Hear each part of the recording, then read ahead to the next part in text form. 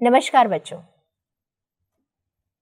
ये दुनिया एक ऐसी जगह है जहां इंसान 4 दिन का मेहमान है। हम यही सुनते हैं ना कि इंसान आज आता है कल जाता है, अपने जीवन के काल चक्र को पूरा करके, अपनी जिम्मेदारियों को पूरा करके वो इस दुनिया से रुखसत हो जाता है। ये मेहमान शब्द क्या होता है? मेहमान, अतिथि, पाहुना, आगंतुक, ये तो बहुत सारे पर्यायवाची हैं, लेकिन मेहमान का अर्थ क्या होता है? मेहमान का अर्थ है कि ऐसा कोई व्यक्ति जो हमारे यहाँ कुछ समय के लिए आए। आपको मालूम है कि हिंदुस्तान में, भारतीय परंपरा में अतिथि देवो भव कहा जाता है, यानी अतिथि, मेहमान देवता के समान होते हैं। जिस प्रकार हम अपने घर में, अगर आप मान लीजिएगा कोई देवता आ रहे हैं तो किस तरह से तैयारी करते हैं ना। कई लोग पूजा पाठ में कुछ विशेष समय के लिए भगवान को अपने घर बुलाते हैं, उन्हें विराजमान करवाते हैं, ठीक है। तो उस समय उस देवता की पूरी पूजा अर्चना की जाती है, आदर सत्कार किया जाता है। वही उतना ही सम्मान हिंदुस्तान में मेहमानों को दिया जाता है।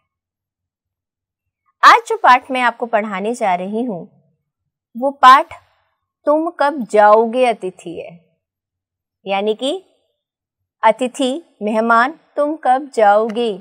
वैसे तो आप जब ये पाठ पढ़ने वाले हैं, ये इस पाठ पर बहुत सारी फिल्में भी बन चुकी हैं और आपने देखी भी होंगी कि कभी कभी ऐसा हो जाता है कि कोई चीज जो कुछ समय के लिए हमारे यहाँ आई है, कुछ समय के लिए तो वो अच्छी लगती है, लेकिन हर चीज का एक निश्चित काल होता है, एक निश्चित अवधि होती है, और जब वो अवधि पूरी हो जाती है और उसके बावजूद भी वो चीज समाप्त ना हो, तो वो जो रुचि थी वो समाप्त होने की बजाय रुचि खत्म होने हो जाती है और साथ ही साथ एक उबाऊपन आ जाता है। मान लीजिए जैसे कक्षा 9वीं में आपको मालूम है अप्रैल से मार्च तक आपको पढ़ना है।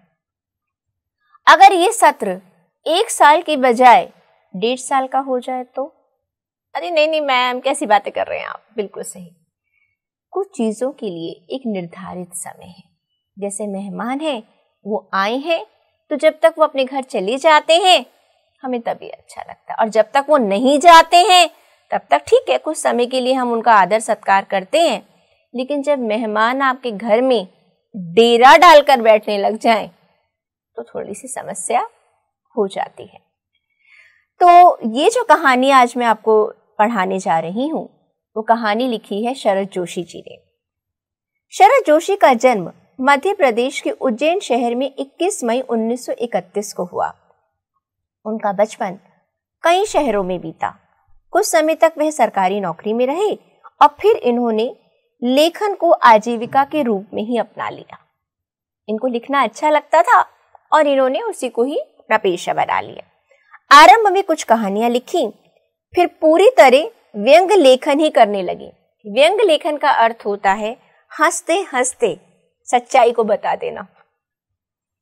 कभी कभी वास्तविक परिस्थितियां ऐसी होती हैं, वो सुखद नहीं होती, लेकिन अगर आप वैसी की वैसी किसी के सामने रखेंगे तो कड़वा नीम जो है वो किसी को अच्छा नहीं लगता, कड़वा करेला किसी को अच्छा नहीं लगता। लेकिन जब करेले की अच्छी सब्जी बनाकर खिलाई जाती तो वही कड़वा करेला स्वादिष्ट लगता है।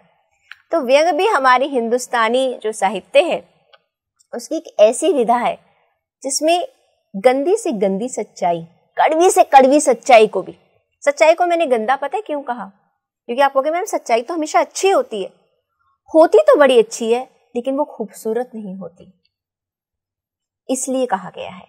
तो कड़वी से कड़वी सच्चाई को भी प्रस्तुतिकरण के लायक बनाने के लिए व्यंग्य की विधा का इस्तेमाल किया गया कि आपकी जो इच्छा है, आप जो बताना चाहते हैं अपने पाठकों को, अपने श्रोताओं को, अपने दर्शकों को, वो बात जैसे कड़वी नीम की निबोली को गुड़ की डेली के अंदर खिला दिया जाए तो नीम की निबोली भी पहुंच जाती है और खाने वाले को बुरा भी नहीं लगता।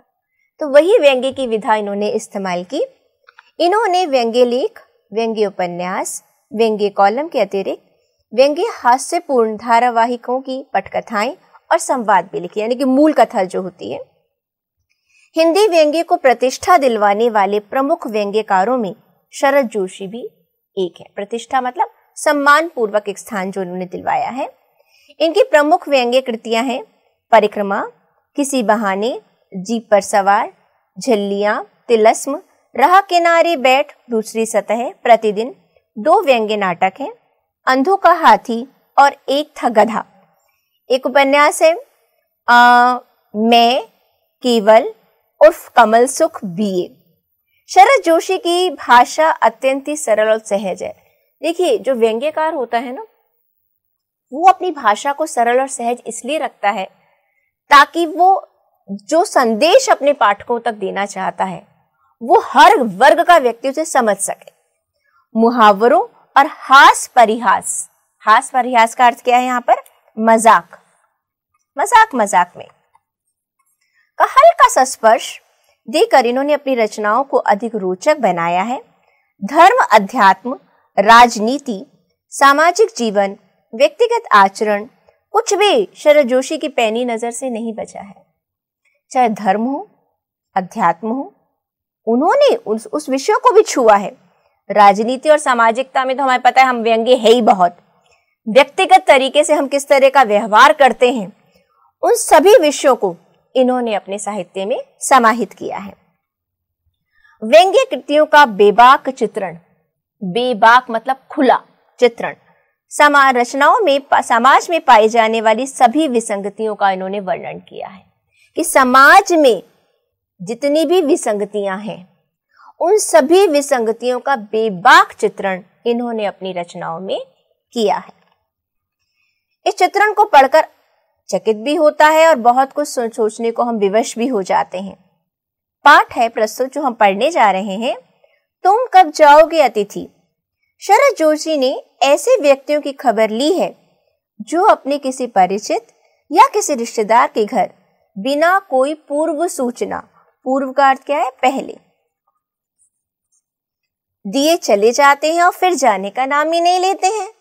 भले ही उनका टिके रहना मेजबान को, यानी कि जिनके घर आप जाकर रह रहे हैं, पर कितना ही भारी क्यों ना पड़े। देखिए, आप किसी के घर जाते हैं, हमेशा उसे सूचित कर जाइएगा। देखिए, हर अगले व्यक्ति के पास भी अपने काम हो सकते हैं, उसका भी अपना कुछ एक प्रबंध हो सकता है कि उसने ये कार्य करना है, वो कार्य करना है, यहाँ जाना है, वहाँ जाना है। अब ऐसा तो है नहीं कि दरवाजे पर बेल बजी, दरवाज़ा खोला गया, मेहमान आया और हमने मेहमान से क्या कहा, नहीं जी भाई मुझे तो यहाँ मीटिंग के लिए जाना है, आप कल आइएगा। ऐसा तो नहीं होता ना। जब मेहमान आता है दरवाज़ा खोलते हैं, आओ भगत भी करते हैं। थोड़ी सी बातचीत के बाद चाहे हम कह देते हैं कि मुझे कुछ समय के लिए जाना है, लेकिन कोशिश हमारी यही होती है कि हम मेहमान की मेहमान नवाजी पहले करें। ये भारतीय परंपरा है। लेकिन कुछ लोग ऐसे भी हैं जिनके पास अपना तो कोई कार्य है नहीं, उनके पास एक ही कार्य है, दूसरों को परेशान करना। अब आप सोचिएगा कि अचानक आपको तो पढ़ने के लिए कहीं जाना है और बेल बजी, आपका कोई एक दोस्त आता है और वो बैठ जाता है। 1 घंटा बैठा, आधा घंटा बैठा, 2 घंटे बैठा, आप इंतजार करोगे ना कि वो अब जाए, अब जाए, अब जाए। ज़्यादा से ज़्यादा मित्र आपका 1 दिन रुक जाएगा, 2 दिन रुक जाएगा। उसके बावजूद भी अगर वो जाने का नाम नहीं लेगा तो आप क्या करोगे? क्योंकि भाई मेहमान है, अब घर जाने की भी बारी है। तो कुछ हमारी कहानी ऐसी ही है। Now subscribe to Bright Duty course at ₹1 per day only. Download Bright Duty app from Play Store and get the online courses prepared by competent and experienced teachers for different education boards of classes 6 to 10. Bright Duty courses are available for the subjects of Math, Science, Social Science, English and Hindi in English and Hindi medium. Bright Duty follows 3-step approach, that is learning, assessment and exam preparation. In learning, topic-wise video lectures with explanation of concepts and discussion of textbook examples and questions are available with the solutions. In assessment, topic-wise online MCQ test, practice assignments and chapter-wise question bank are available with the solutions. In exam preparation, previous year's question papers, sample papers and model test papers are available with the solutions. Sign up today on Bright Tutor and avail your courses at affordable prices. अच्छा अतिथि कौन होता है? वह जो पहले सूचना देकर आए और बाद में 1-2 दिन में विदा भी हो जाए, यानी कि आए, काम हुआ और उसके बाद अपने घर चले गए। वे आगमन मेहमानी करवा के, जो आगंतुक है वो मेहमान नवाजी करवा के और अपने मेजबान को बिना परेशान किए, बिना तकलीफ दिए अगर चला जाता है तो अच्छा है, लेकिन अपने मेजबान के लिए अगर परेशानी का सबब बन जाए तो क्या होगा? मेजबान तो बेचारा सोचता ही रह जाएगा कि मैं कहाँ फंसा। चलिए पढ़ते हैं एक पाठ। तुम कब जाओगे अतिथि?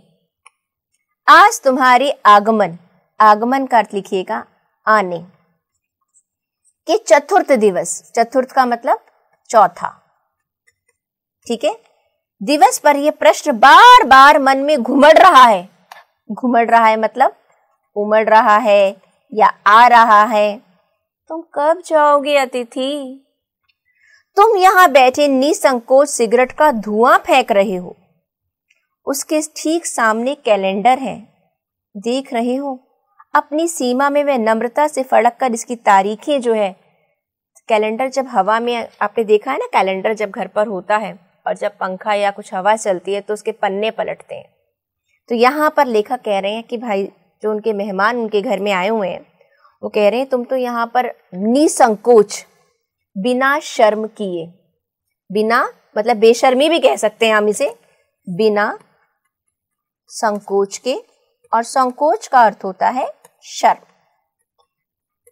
तुम तो आराम से यहाँ पर सिगरेट का धुआं फूंक रहे हो, यानी कि जैसे तुम्हें तो पता ही नहीं है कि 4 दिन हो गए हैं तुम्हें आए हुए। और ये जो कैलेंडर है इसके जो पन्ने फड़फड़ा रहे हैं वो कह रहा है भाई एक बार मेरे पर भी नजर डाल लो। तिथियां आगे बढ़ती चली जा रही हैं।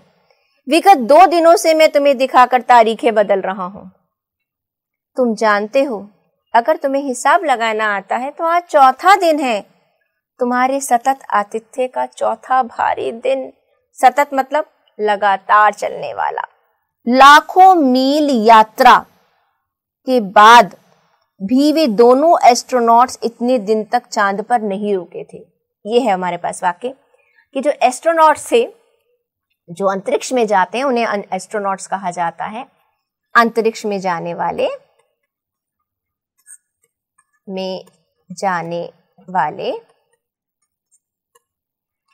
जब वो चांद पर गए, वो भी कुछ समय के लिए वहां पर घूम फिर कर, वहां का जायजा लेकर, वहां का निरीक्षण परीक्षण कर कर वापस धरती पर आ गए, क्योंकि वो तो इतनी दूर गए थे। भाई तुम तो धरती पर ही हो, 4 दिन हो गए, जाने का नाम नहीं ले रहे हो।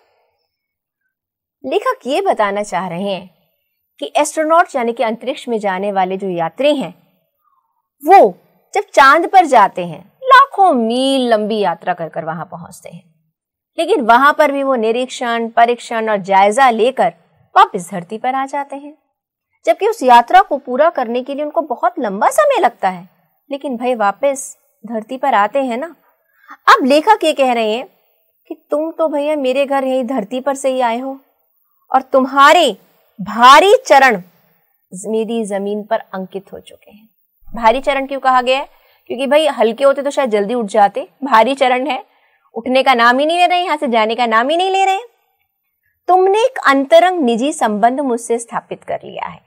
अंतरंग मतलब अंदरूनी, निजी का अर्थ क्या है? व्यक्तिगत संबंध मुझसे स्थापित कर लिया है। तुमने मेरी आर्थिक सीमाओं की बेंजनी देख डाली है। आर्थिक सीमाओं की बेंजनी, देखिए इसको मैं एक बहुत ही आसान तरीके से समझाती हूँ।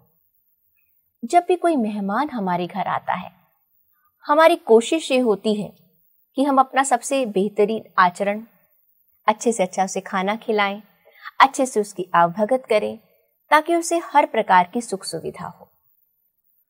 कभी कभी ऐसा होता है जब हम घर में अकेले होते हैं या घर में 2 जन ही हैं, कुछ भी बनाया और कुछ खा लिया, और कुछ नहीं तो कभी मैगी बना डाली।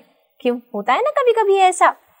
लेकिन जब कोई मेहमान आता है तो माँ क्या करती है, पूरा का पूरा एक भारतीय परंपरा का भोजन जो है वो खिलाया जाता है।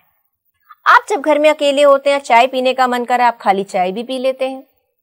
लेकिन कोई जब मेहमान आता है तो चाय के प्यालों के साथ, चाय के साथ साथ बिस्किट, नमकीन, कुछ कुरकुरा, कुछ मुरमुरा, कुछ पकौड़े, कुछ मीठा रखा जाता है ना। लेकिन अगर हम ये देखें कि सामान्य एक मध्यम वर्गीय परिवार में हर रोज तो ऐसा नहीं होता कि शाम को चाय के नाश्ते के समय कम से कम 2-3 नमकीन व्यंजन बने, एक मीठा व्यंजन बने, नहीं। या हर समय रोजाना आपके लंच में यानी कि मध्यांतर के भोजन के समय आप 3 सब्जियां, चावल, रायता, दही, चपाती या पूरी और मीठा। कभी कभी ऐसा होता है कि एक दाल, एक सूखी सब्जी और रायते से भी काम चल जाता है, हो जाता है ना। लेकिन जब कोई मेहमान हमारे यहाँ आता है तो हम उसे बेहतरीन खाना और एक अच्छा खाना खिलाने की कोशिश करते हैं। लेकिन उसका असर किस पर जाता है, जेब पर पड़ता है। तो वही लेखक यहाँ पर बात कर रहे हैं कि देखिए, जब कोई मेहमान आता है तो थोड़ा सा खर्चा बढ़ ही जाता है।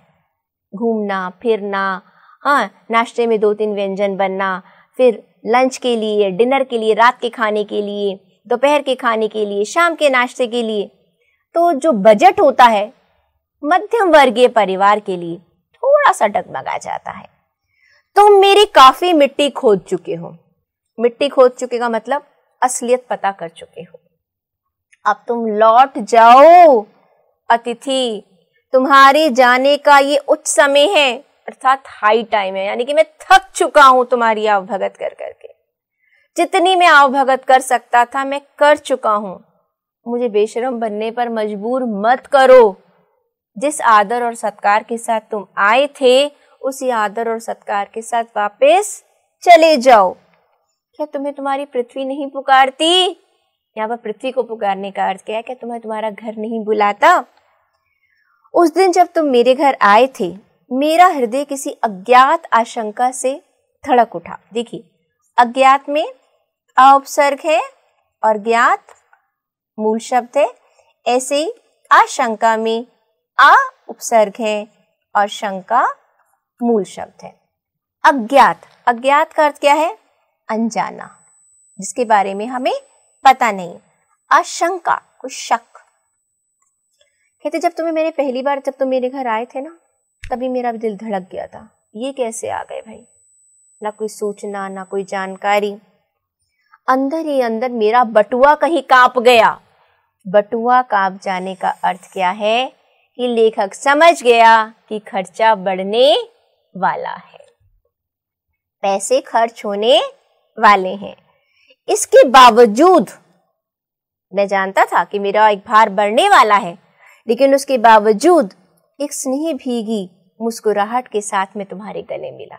औपचारिकतावश, कभी कभी हमें कोई इंसान अच्छा नहीं लगता, लेकिन फिर भी हमें एक औपचारिकता के कारण हाथ जोड़कर नमस्कार भी करना पड़ता है, गले भी मिलना पड़ता है। कहते जब अचानक तुम बिना सूचना दिए उस दिन मेरे घर आए, घबरा तो गया था मैं, मेरा दिल तो धड़क चुका था, कुछ ना कुछ गड़बड़ तो मुझे तभी लग रही थी, लेकिन फिर भी मैंने अपने सारे संदेहों को एक तरफ रखकर मैं बड़े प्यार से तुम्हारे गले मिला था। Now subscribe to Bright Duty course at ₹1 per day only. Download Bright Duty app from Play Store and get the online courses prepared by competent and experienced teachers for different education boards of classes 6 to 10. Bright Duty courses are available for the subjects of Math, Science, Social Science, English and Hindi in English and Hindi medium. Bright Duty follows 3-step approach, that is learning, assessment and exam preparation. In learning, topic-wise video lectures with explanation of concepts and discussion of textbook examples and questions are available with the solutions. In assessment, topic-wise online MCQ test, practice assignments and chapter-wise question bank are available with the solutions. In exam preparation, previous year's question papers, sample papers, and model test papers are available with the solutions. Sign up today on Bright Tutor and avail your courses at affordable prices. मेरी पत्नी ने तुम्हें सादर नमस्ते की थी। तुम्हारे सम्मान में वो अतिथि हमने रात के भोजन को एकाएक उच्च मध्यम वर्ग के डिनर में बदल दिया। देखिए, रात के भोजन को उच्च मध्यम वर्ग का डिनर, बट डिनर और रात का भोजन तो एक ही होता है, तो फर्क क्या हुआ? वही फर्क हुआ घर में जब बिना औपचारिकता के, मैंने कहा ना कि एक दाल, एक सब्जी, एक रायता और चपाती और कभी चावल बना लिए तो हम लोग खाना खा लेते हैं। लेकिन जब कोई मेहमान आता है तो हम कोशिश करते हैं कम से कम 2 सूखी सब्जी हो, एक रसेदार सब्जी हो, रायता होना चाहिए, चावल होने चाहिए, पूरी होनी चाहिए, कुछ मीठा भी बनना चाहिए, पूरी तरह अच्छे से सलाद भी कटे होना चाहिए, घर में फल भी होने चाहिए। तो इस तरह से उन्होंने जो एक स्तर बढ़ाने की बात करी है, एक सामान्य भोजन को कह दिया उच्च मध्यम वर्ग का डिनर। तुम्हें स्मरण होगा, तुम्हें याद है 2 सब्जी और रायते के अलावा हमने मीठा भी बनाया था। इस सहारे और उत्साह और लगन के मूल में एक आशा थी। उत्साह किस चीज का था? खुशी थी, मित्र आया है। और लगन मतलब प्रयास के मूल में, जड़ में एक आशा थी। कारण क्या था? कि भाई तुम आज आए हो, एक शानदार सी मेहमान नवाजी हमने दी है और कल इतनी अच्छी सी मेहमान नवाजी की छाप अपने हृदय में लेकर तुम चले जाओगे। भाई आप किसी के घर जाते हो, आपकी आवभगत होती है, आपका सत्कार होता है, आप खुशी खुशी आते हो और कहते हो भाई मैं उसके घर गया था, फला व्यक्ति घर गया था, उसने बड़े आदर सत्कार से मेरा आगमन किया और मुझे बहुत अच्छे से बिठाया, खिलाया, पिलाया। हम बड़े खुश होते हैं या नहीं होते? आप अपने किसी मित्र के घर जाते हो तो ऐसा नहीं होता? उसकी मम्मी आपके लिए कुछ खास बनाती है तो आपको कितना अच्छा लगता है ना।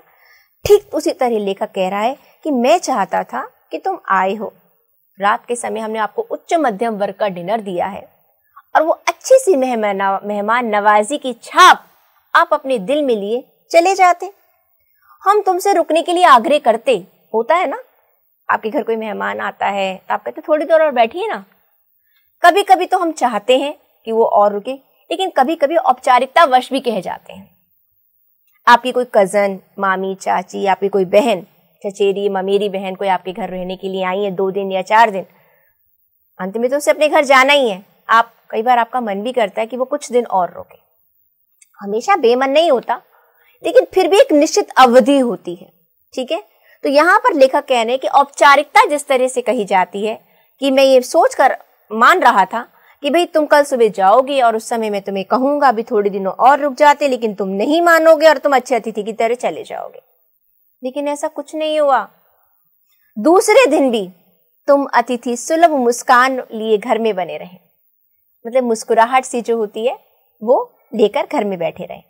हमने अपनी पीड़ा पी ली। दुख, पीड़ा का अर्थ क्या है? दुख। किस चीज का दुख था? मेहमान घर वापस नहीं जा रहा। और प्रसन्न बने रहे। स्वागत सत्कार के जिस उच्च बिंदु पर हम तुम्हें ले जा चुके थे, उच्च बिंदु, स्वागत सत्कार का उच्च बिंदु, यानी कि जितना हम एक मेहमान नवाजी कर सकते थे, जितनी हमारी सामर्थ्य थी, हम कर चुके हैं। अगले दिन हमने दोपहर के भोजन को लंच की गरिमा प्रदान की। मतलब कि ना, हम लोग दोपहर का भोजन कह रहे हैं, लेकिन उच्च वर्ग में कहा जाता है लंच। चलिए लंच पर चलते हैं। बात वही है, लेकिन कहा गया कि हमने अपने स्तर को बढ़ाया। रात्रि में तुम्हें सिनेमा भी दिखाया। ये हमारे सत्कार का आखिरी छोर था। छोर मतलब किनारा था। इसके बाद हम और कुछ ज्यादा नहीं कर सकते थे। भाई आप आए, हमने अच्छा सा डिनर करवाया, अगले दिन आप हमारे घर में रुके, हमने आपको लंच भी करवाया, रात को मूवी भी दिखा दी, यानी कि फिल्म भी दिखा दी आपको। इसके बाद तो तुरंत भावभीनी विदाई का क्षण आ जाना चाहिए था ना। भावभीनी विदाई क्या होता है कि जब भी हम किसी से अलग होते हैं तो हमें थोड़ा दुख होता है। जब कोई हमारा अपना हमसे दूर जाता है, चाहे वो मित्र हो, चाहे वो रिश्तेदार हो, कोई भी हो, तो थोड़ा सा दुख होता है। इसलिए विदाई के साथ विशेषण लगाया गया है भावभीनी, भावनाओं से परिपूर्ण। वो आ जाना चाहिए था वो क्षण जब तुम विदा होते, हम तुम्हें स्टेशन पर छोड़ने जाते। लेकिन ये सब लेखक की कल्पना है। क्यों? क्योंकि मेहमान दूसरे दिन भी नहीं गया। तीसरे दिन जब सुबह तुमने मुझसे कहा कि मैं धोबी को कपड़े देना चाहता हूं। भाई आप किसी के घर जाते हैं, ठीक है, 1-2 दिन के कपड़े लेके जाते हैं, उसके बाद अपने घर आ जाते हैं और अपने कपड़े वपड़े धो लेते हैं। लेकिन जब आप किसी घर जाएंगे, 2 या 4 जोड़ी कपड़े लेके जाएंगे, अगर आपका लंबा रुकने का कार्यक्रम है तो वहीं पर आपको कपड़े धुलवाने पड़ते हैं। तो लेखक कह रहे हैं जब आपने ये कहा कि मुझे धोबी के यहाँ कपड़े धुलने डालना है तो मैं समझ गया आपका तो यहाँ पर लंबा रुकने का कार्यक्रम है। ये आघात का अर्थ क्या है? चोट अप्रत्याशित थी, जिसका अनुमान नहीं था। कहते मैंने ये तो बिल्कुल नहीं सोचा था कि आप यहाँ पर कपड़े भी धुलवाएंगे, अर्थात और लंबा रुकेंगे। और चोट मार्मिक की थी, मर्म भरी, दर्द भरी थी। मार्मिक में देखिए मर्म जमा एक। तुम्हारे सामीप्य की बेला, सामीप्य मतलब आसपास, पास रहने की, बेला का अर्थ है यहाँ पर समय, एकाएक यो रबर की तरह खिंच जाएगी। रबर दिखने में छोटा होता है लेकिन जब हम उसको खींचते हैं तो वो लंबा हो जाता है। कहते मेहमान कुछ क्षण के लिए आता है, लेकिन तुम्हारा यहाँ पर आना इस तरह रबड़ की तरह खिंचता चला जा रहा था। इसका मुझे अनुमान नहीं था, मुझे पता नहीं था। पहली बार मुझे लगा अतिथि सदैव देवता नहीं होता, वह मानव और थोड़े शब्दों में या अंशों में राक्षस भी हो सकता है। देखो राक्षस और देवता में क्या अंतर होता है। देवता आपके घर आते हैं, आप उनकी आवभगत करते हैं और वो आपको आशीर्वाद देकर चले जाते हैं। आपके यहाँ पूजा होती है ना, तो कई बार आपने पंडित जी को कहते सुना होगा कि लक्ष्मी जी और गणेश जी यहाँ विराजमान रहें और बाकी सब देवता अपने अपने घर चले जाएं। सुना है ना ये? देवता भी जो है वो कुछ क्षण के लिए किसी के घर रहते हैं, लेकिन राक्षस क्या होता है? राक्षस तो जाने का नाम ही नहीं लेते। कहते मैंने ये सुना था कि अतिथि देवता होते हैं, लेकिन तुम्हें देखकर मुझे ऐसा लग रहा है कि अतिथि देवता नहीं, देवता के बाद स्तर आता है मनुष्य का, और मनुष्य से भी जो निम्न स्तर है राक्षस का। कहते तुम तो राक्षस हो, यानी कि भावनाओं को समझ ही नहीं रहे हो, तुम तो औपचारिकताओं को मान ही नहीं रहे हो, यानी कि यहां से जाने का नाम ही नहीं ले रहे हो। आपने कहा कि चलिए, अपने लेखक के मित्र ने क्या कहा कि कपड़े किसी लॉन्ड्री में दे देते हैं, जल्दी धुल जाएंगे। अब लेखक ने कहा चलो ठीक है, लॉन्ड्री में दे देते हैं, जल्दी धुल जाएंगे। अब इस पंक्ति का अर्थ क्या हुआ? इस पंक्ति का अर्थ है कि शायद वो जल्दी वापस जाने की बात करेगा कि हाँ भाई मुझे तो कल निकलना है, अगर आज शाम को मिल जाए या कल सुबह कपड़े मिल जाए तो बड़ी अच्छी बात है। लेकिन कि मन क्या कह रहा था? मन ये लेखक का कह रहा था कि शायद तुम्हें जल्दी जाना है। कहाँ है लॉन्ड्री? चलो चलते हैं। औपचारिकता मैंने पूरी कर ली, कुर्ता पहना, सहज बनियान डालने लगा, तो पत्नी ने पूछा कहाँ जा रहे हैं? तो मैंने कहा इनके कपड़े लॉन्ड्री में देने हैं। पत्नी की आंखें बड़ी हो गई, यानी कि पत्नी को इशारा मिल गया कि ये कुछ और समय टिकने वाले हैं। आज से कुछ बरस पूर्व उनकी ऐसी आंखें देखकर मैंने अकेलेपन की यात्रा समाप्त कर दी थी। कहने का अर्थ क्या है कि जब लेखक का विवाह हुआ था, कहते तब मैंने इनकी बड़ी बड़ी आंखें देखी थी, और आज वही आंखें बड़ी बड़ी हो गई हैं। वह थोड़ी सी एक अचरज था उनकी आंखों में, कुछ जिज्ञासा थी कि क्यों। जब वो आंखें बड़ी होती हैं तो मन छोटा होता है। यहाँ व्यंग किया है पति पत्नी के आपस के रिश्ते पर कि पत्नी की बड़ी आंखें हुई तो मेरा मन छोटा हो गया कि पत्नी नाराज है, और नाराजगी उन्होंने अपनी आंखों से जाहिर कर दी है। और वे इस आशंका के और भय से बड़ी हुई थी कि अतिथि अधिक दिनों तक यहाँ टिकने वाला है। तो पत्नी समझ गई थी कि भाई ये यहाँ पर लंबे समय तक टिकने वाला है, और उनकी आशंका निर्मूल नहीं थी। निर्मूल, निर जमा मूल, अर्थात बिना कारण के नहीं थी। अतिथि तुम जा नहीं रहे, लॉन्ड्री पर दिए कपड़े धुलकर भी आ गए और तुम यहीं बैठे हो।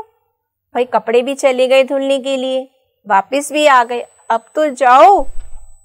तुम्हारे भारी भरकम शरीर से सलवटे पड़ी चादरें बदल डाली, यानी कि चादर बदलने का भी वक्त आ गया। 2-3 दिनों में तो हम बिस्तर की चादर भी बदल देते हैं, लेकिन तुम यहीं पर ही हो। तुम्हें देखकर फूट पड़ने वाली मुस्कुराहट धीरे धीरे अब वो लुप्त हो रही है।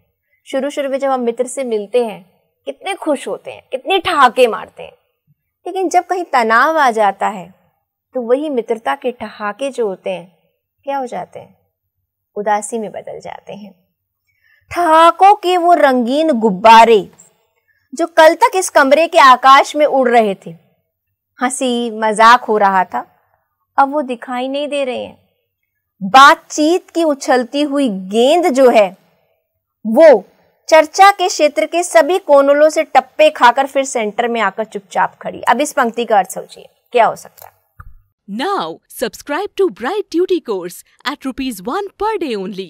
Download Bright Duty app from Play Store and get the online courses prepared by competent and experienced teachers for different education boards of classes 6 to 10. Bright Duty courses are available for the subjects of Math, Science, Social Science, English and Hindi in English and Hindi medium. Bright Duty follows 3-step approach, that is learning, assessment and exam preparation. In learning, topic-wise video lectures with explanation of concepts and discussion of textbook examples and questions are available with the solutions. In assessment, topic-wise online MCQ test, practice assignments and chapter-wise question bank are available with the solutions. In exam preparation, previous year's question papers, sample papers and model test papers are available with the solutions. Sign up today on Bright Tutor and avail your courses at affordable prices. देखिए कितनी मजेदार बात कही है उन्होंने, कितनी अच्छी कल्पना की है कवि ने कि ठहाकों के रंगीन गुब्बारे। गुब्बारे जो है वो खुशी का प्रतीक होते हैं ना। जब हम खुश होते हैं तो हमारे उसको लेखक ने कल्पना की है कि जब हम बातचीत कर रहे होते हैं, दो दोस्त बैठे होते हैं, बीच बीच में हंसते भी हैं, तो उन्होंने कहा जो ठहाके, जो हंसी की आवाजें थी वो गुब्बारों के रूप में, रंगीन गुब्बारों के रूप में इस कमरे में फैली हुई थी। लेकिन अब क्या हुआ, सारी बातचीत खत्म हो चुकी है। देखिए जब आपके पास कोई मित्र आता है, पहले दिन आप खूब सारी बातें करते हो, दूसरे दिन फिर थोड़ी कम बात हो जाती है, तीसरे दिन कम हो जाती है, लेकिन सारा जो कोटा है ना, जो बातचीत करने के लिए विषय होते हैं, वो धीरे धीरे धीरे धीरे धीरे कम होने लग जाते हैं। तो यही हो रहा था। कहते अब जो बातचीत की गेंद थी, इन्होंने क्या क्या विषय माना है, वो अलग अलग कोनों पर, अलग अलग विषयों पर जाकर बातचीत को इन्होंने गेंद मान लिया, और जो अलग विषय है वो कमरे के अलग अलग स्थान मान लिए। जैसे एक बॉल कमरे के अलग अलग स्थानों पर जाकर अंत में कमरे के बीचों बीच आ जाती है, ठीक इसी तरह लेखक कह रहे हैं कि हमने बातचीत के सारे विषय खत्म कर लिए। अब तो बातचीत करने का कोई मुद्दा ही नहीं रहा, कोई विषय ही नहीं रहा। अब इसे ना तुम हिला पा रहे हो ना मैं हिला पा रहा हूं, यानी कि ना अब तुम्हारे पास कोई विषय बचा है ना मेरे पास कोई विषय बचा है। कल से मैं उपन्यास पढ़ रहा हूं और तुम किसी फिल्मी पत्रिका के पन्ने पलट रहे हो। सोचो, दो दोस्त आमने सामने बैठे हुए हैं लेकिन उनके पास बातचीत का कोई विषय नहीं है। क्या स्थिति आ चुकी है, एक मित्र उपन्यास के पन्ने पलट रहा है और दूसरा किसी पत्रिका के पन्ने पलट रहा है। शब्दों का लेन देन मिट गया, यानी कि कुछ बात करने के लिए कोई विषय ही नहीं रहा। चर्चा के विषय चूक गए मतलब समाप्त हो गए, खत्म हो गए। परिवार, देखिए दो दोस्त बड़े सालों के बाद मिले हैं, भाई परिवार में कौन कौन है, कैसे हैं, बच्चे क्या कर रहे हैं, नौकरी के बारे में बातचीत हो गई, नौकरी कैसी है, वहां पर लोग कैसे हैं, फिल्मों के बारे में बातचीत हो गई, राजनीति के बारे में बातचीत हो गई, रिश्तेदारियों के बारे में बातचीत हो गई, तबादले का अर्थ क्या होता है, स्थानांतरण, बदली, नौकरी में जहां जहां आपकी बदली होती है। पुराने दोस्त, परिवार नियोजन, महंगाई, साहित्य, यहां तक कि आंख मार मार कर हमने पुरानी प्रेमिकाओं का भी जिक्र कर लिया, क्योंकि लेखक का मित्र बहुत समय के बाद उसको मिला था। तो जो पुराने जितने भी विषय थे सब पर बातचीत हो गई। 4 दिन हो चुके थे, विषय नहीं बचा। अब एक चुप्पी है, सौहार्द बोरियत में रूपांतरित हो चुका है। जो एक आपसी प्यार था ना, एक आपसी मेल मिलाव था, अब बोर हो गए थे। बोर अंग्रेजी का शब्द है, उबाऊपन, उबाऊ। भावनाएं गालियों का स्वरूप ग्रहण कर रही थी। वही जो मित्र के लिए प्यार से हमने उसकी मुस्कुराहट से हमने उससे बातचीत की थी, अब अंदर से क्या निकल रहा था? गालियां निकल रही थी। पर तुम जा नहीं रहे हो। किस अदृश्य गोंद से तुम्हारा व्यक्तित्व यहां चिपक गया है? अदृश्य, अ जमा दृश्य, जो दिखाई ना दे। तुम्हारा व्यक्तित्व यानी कि तुम यहां पर चिपक गए हो। चिपकने का अर्थ है यहां से जाने का नाम नहीं ले रहे हो। मैं इस भेद को सपरिवार समझ नहीं पा रहा। कहते मुझे ये समझ नहीं आ रहा कि तुम जाते क्यों नहीं हो भाई। बार बार ये प्रश्न उठ रहा है, तुम कब जाओगे अतिथि? कल पत्नी ने धीरे से पूछा। कब तक टिकेंगे ये? मतलब कि अब उनकी भाषा में देखिएगा, टिकेंगे। गुस्सा आ रहा है। रहेंगे शब्द का इस्तेमाल नहीं किया गया, टिकेंगे। मैंने कंधे उचका दिए। कंधे उचकाना मतलब बता दिया कि मुझे नहीं पता। क्या कह सकता हूं? मैं आज खिचड़ी बना रही हूं, हल्की रहेगी। अब तक देखिए बात हो रही थी उच्च वर्ग के डिनर की, लंच की, लेकिन जब गुस्सा आता है ना, भाई पैसे खर्च हो गए, कितना खाना खिलाएं, बंदा जाने का नाम ही नहीं ले रहा है। तो लेखक की पत्नी ने क्या कहा कि एक अपने तरीके से वो अपना गुस्सा व्यक्त करना चाह रही हैं, खिचड़ी बना रही हूँ। मैं रोज अच्छा अच्छा खाना खिला रहे हैं, शायद इसलिए मेहमान यहाँ से जाने का नाम ही नहीं ले रहा। आज खिचड़ी बनाती हूँ तो उसे संकेत मिल जाएगा कि भैया घर की मालकिन ने कह दिया है कि जाओ। सत्कार की ऊष्मा समाप्त हो चुकी थी। सत्कार मतलब मेहमान नवाजी की। कोई मेहमान आता है आपके घर में तो आप उसको खिचड़ी तो नहीं खिलाते ना, नहीं ना। तो लेकिन यहाँ पर अब खिचड़ी खिलाने की नौबत आ चुकी थी। ऊष्मा का अर्थ है गर्मी। जो सत्कार की जो गर्मी होती है ना, एक अपनापन होता है, एक प्रेम की जो गर्माहट होती है, कहते वो अब समाप्त हो चुकी थी। डिनर से चले थे और खिचड़ी पर आ गए, लेकिन अब भी तुम अपने बिस्तर को गोलाकार रूप प्रदान नहीं करोगे। यहाँ पर बिस्तर का अभिप्राय है कि तुम जाने का नाम नहीं लोगे क्या? बिस्तर को गोल गोल बंद कर दिया जाता है ना, तो कह रहे अब तो तुम चले जाओ, पर ना हमें उपवास तक जाना होगा। खिचड़ी पर तो आ गए हैं, कल हम उपवास पे चले जाएंगे, व्रत पर चले जाएंगे। तुम्हारे मेरे संबंध एक संक्रमण के दौर से गुजर रहे हैं।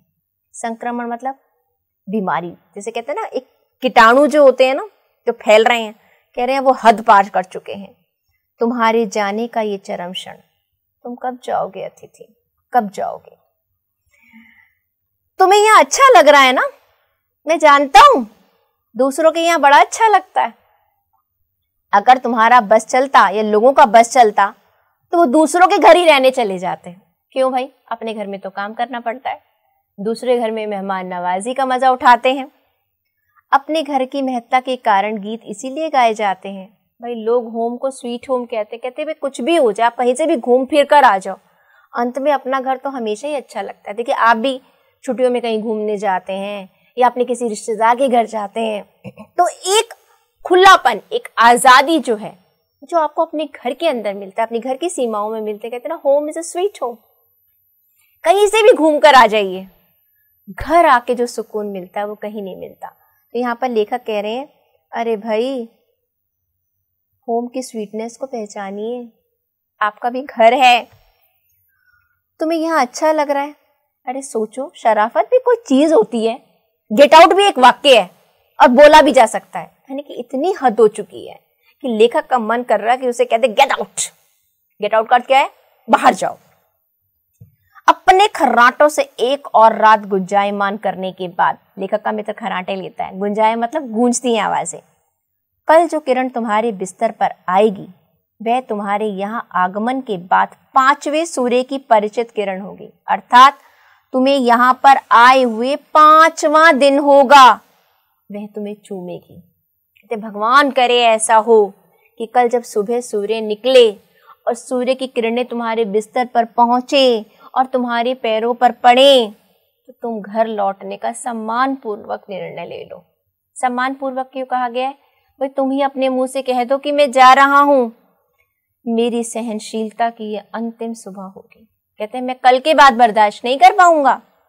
उसके बाद मैं स्टैंड नहीं कर सकूंगा। स्टैंड करने का अर्थ यहाँ पर है मैं बर्दाश्त नहीं कर पाऊंगा, लड़खड़ा जाऊंगा, यानी कि मेरी जो औपचारिकताएं हैं वो समाप्त हो जाएंगी। मैं जानता हूं कि अतिथि देवता होता है, पर मैं तो मनुष्य हूं भाई, मैं कोई तुम्हारी तरह देवता नहीं हूं। कहते तुम अपने आप को देवता समझ कर आए हो और तुम चाह रहे हो कि मैं तुम्हारा आदर सत्कार करूं, लेकिन भाई मैं मनुष्य हूं और मनुष्य में और देवता में बहुत अंतर होता है और वो दोनों एक साथ नहीं रह सकते बहुत लंबे समय तक के लिए। देवता दर्शन देकर लौट जाते हैं, यानी कि अतिथि कुछ समय के लिए आते हैं और चले जाते हैं। तुम लौट जाओ, इसी में तुम्हारा देवत्व सुरक्षित रहेगा। देवत्व मतलब कि जो अतिथि को हमारे यहाँ पर देवता के समान माना गया है, जो सम्मान की तुम लायक हो, अगर तुम चाहते हो कि वो सम्मान वैसे ही बना रहे और लोग आने वाले समय में भी ये कहे कि हाँ अतिथि देवता होते हैं, तो भाई अब तुम अपने घर चले जाओ। ये मनुष्य वाली पर अगर मैं आ गया, अर्थात अगर मैं बेशर्म हो गया और मैंने अपने सारे लिहाज खत्म कर दिए, तो बड़ी मुश्किल हो जाएगी। उफ, तुम कब जाओगे अतिथि। तो बच्चों, देखा आपने, जब भी हम किसी से व्यवहारिक रूप से मिलते हैं तो उसकी कुछ औपचारिकताएं होती हैं। अगर हम चाहते हैं लोग हमारा आदर सत्कार करें, तो हमें भी अपनी जिम्मेदारियों को समझना होता है। छोटी सी बात कही गई है कि किसी के घर भी बिना बुलाए तो नहीं जाना चाहिए। बिना बुलाए जाने का अर्थ ये है कि जब तक आपका कुछ ऐसा रिश्ता नहीं है, कोई जरूरत नहीं है और गए, ये भी नहीं मैंने आपसे कहा कि मैम हम अपनी दादी के घर और नानी के घर हमें वो बुलाएंगी तभी जाना चाहिए, नहीं, मैं वो ये नहीं कह रही हूँ। मेरा कहने का अभिप्राय है जब आप अपने किसी मित्र के घर जाते हैं, ठीक है, किसी ऐसे रिश्तेदार के घर जाते हैं तो थोड़ा दूर का रिश्तेदार है, जाइए आप भी एक मेहमान नवाजी के लिए जो मेहमान की जो औपचारिकताएं होती हैं आप भी उन्हें पूरा कीजिएगा। यहाँ पर लेखक का मित्र आया, उसके घर रहा, हो सकता है वो किसी काम के लिए आया, कुछ मिलने के लिए आया, कुछ बातचीत करने के लिए आया, लेकिन 5 दिनों तक यहाँ पर तो मंशा कुछ और ही है। और ईश्वर ना करे कि आपके घर कोई ऐसा मेहमान आए या आप ऐसा मेहमान बनकर किसी के घर जाएं। Now subscribe to Bright Duty course at ₹1 per day only. Download Bright Duty app from Play Store and get the online courses prepared by competent and experienced teachers for different education boards of classes 6 to 10. Bright Duty courses are available for the subjects of Math, Science, Social Science, English and Hindi in English and Hindi medium. Bright Duty follows 3-step approach, that is learning, assessment and exam preparation. In learning, topic-wise video lectures with explanation of concepts and discussion of textbook examples and questions are available with the solutions. In assessment, topic-wise online MCQ test, practice assignments and chapter-wise question bank are available with the solutions. In exam preparation, previous year's question papers, sample papers and model test papers are available with the solutions. Sign up today on Bright Tutor and avail your courses at affordable prices.